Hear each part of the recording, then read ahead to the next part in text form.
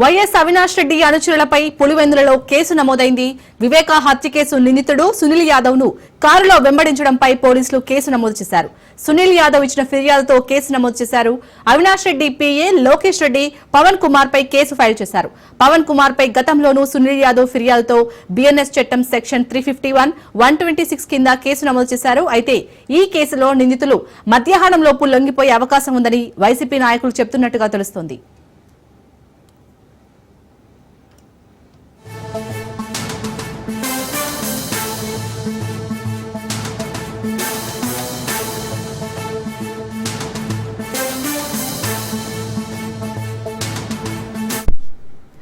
YS Avinash Reddy అనుచరులపై పులివెందులలో case నమోదైంది.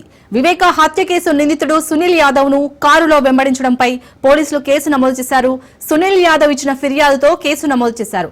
Avinash Reddy PA Lokesh Reddy Pawan Kumar పై case file చేశారు. పవన్ కుమార్ పై గతంలోనూ సునీల్ యాదవ్ ఫిర్యాదుతో బిఎన్ఎస్ చట్టం సెక్షన్ 351, 126 కింద కేసు నమోదు చేశారు. అయితే ఈ కేసులో నిందితులు మధ్యాహ్నంలోపు లొంగిపోయే అవకాశం ఉందని వైసీపీ నాయకులు చెబుతున్నట్టుగా తెలుస్తోంది. సో దీనిపై పూర్తి డీటెయిల్స్ మా ప్రతినిధి హుస్సేన్ అందిస్తారు. Hussain. Okay, thank you Shalini.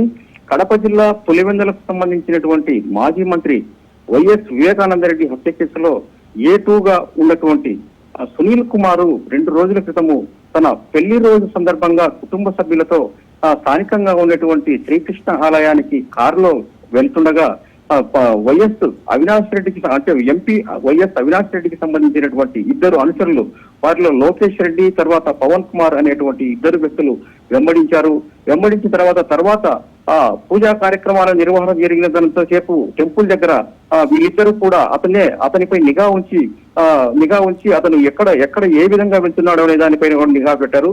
ఈ విషయంపై సునీల్ యాదవ్ కు అనుమానం వచ్చి వెంటనే ఇక్కడ ఉన్నటువంటి అంటే పులివెందుల్లో ఉన్నటువంటి పోలీస్ స్టేషన్ కు వచ్చి ఎస్ఐకి ఫిర్యాదు చేశారు.